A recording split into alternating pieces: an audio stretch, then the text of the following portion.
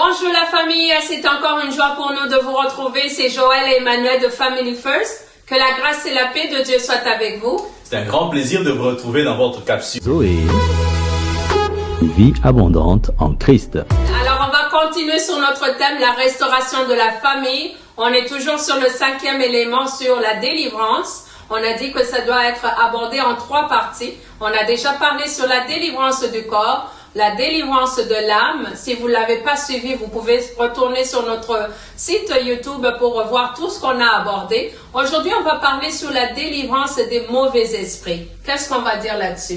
La délivrance des mauvais esprits, un sujet tellement important dans notre temps d'aujourd'hui, le temps de la fin, parce qu'il y a de plus en plus de dépression, de plus en plus d'anxiété, de plus en plus de suicides, de dépendance à la pornographie, de dépendance à l'alcool et aux drogues, aux jeux et aux multiples dépendances. Mais la bonne nouvelle aujourd'hui que je vous apporte, n'est-ce pas, c'est que Jésus-Christ est venu pour libérer les captifs. Amen. Alors, quand on parle de l'esprit, il faut savoir que c'est le siège de nos pensées, c'est le siège de notre raisonnement et c'est le siège de notre intelligence.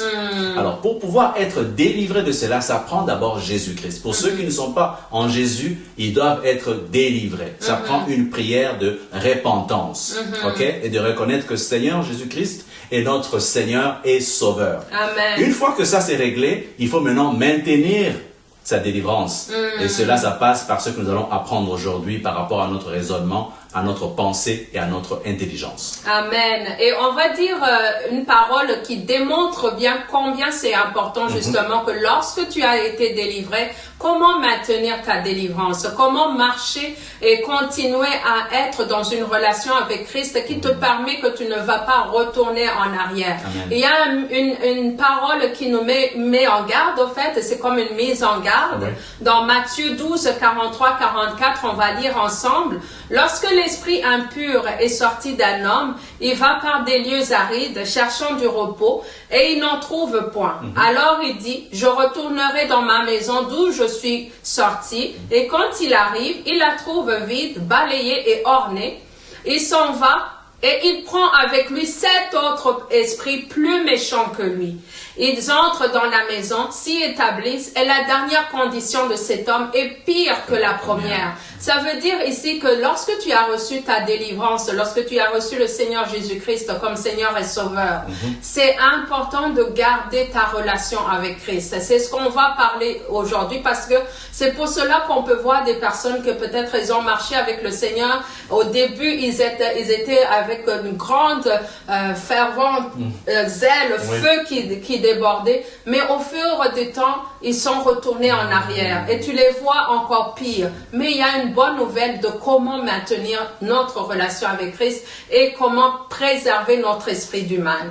Et la première des choses à faire pour préserver notre esprit du mal, c'est préserver notre pensée. Amen. Il y a une parole de Dieu qui nous dit qu'il faut porter le casque du salut. Amen. Comment porter le casque du salut? C'est à travers, n'est-ce pas, la parole de Dieu. C'est à travers les louanges. C'est à travers, n'est-ce pas, le combat spirituel journalier. Amen. Parce que c'est important de pouvoir préserver notre pensée de toute forme d'autre pensée. On peut intégrer une pensée mauvaise à travers des films, à travers la lecture, à travers la musique, à travers toute forme de choses qui vient à l'encontre, n'est-ce pas, de la parole de Dieu. Et c'est pour ça aussi que le deuxième point, c'est le raisonnement. Comment renverser un raisonnement qui est négatif par un raisonnement qui est positif? C'est en se basant sur, n'est-ce pas, les promesses de Dieu. Si on te dit que tu ne peux rien faire, que tu es nul, tu dis que non, je puis tout par celui qui me fortifie. Amen. Si on te dit que tu n'es pas belle, tu n'es pas beau, tu dis je suis une créature merveilleuse. Et ainsi de suite. Amen. Et cela va répondre à la parole de Dieu qui nous dit dans 2 Corinthiens 10, 5,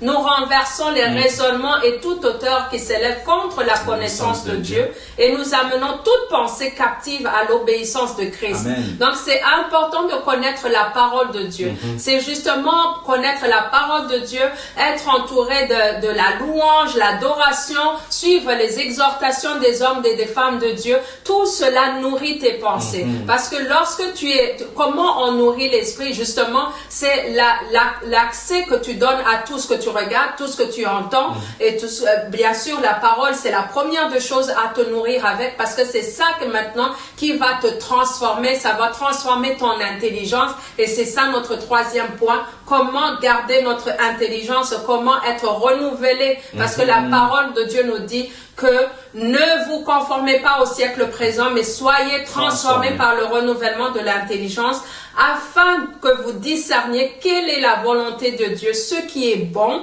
agréable et parfait. C'est ça les pensées que nous devons toujours avoir, des pensées pures, qui sont honorables, qui sont justes, et ça va aussi avec la parole dans Philippiens 4:4. Et c'est ça qui va nous aider à marcher et maintenir notre délivrance dans l'esprit. Amen. Amen. Alors on se dit au revoir. Oui, que le Seigneur continue l'œuvre qu'il a commencée en nous, que le Saint-Esprit continue à nous donner des révélations afin d'avoir une victoire, afin d'avoir une vie abondante en Christ. Que Dieu vous bénisse, on vous aime, Jésus vous aime encore plus. Au revoir.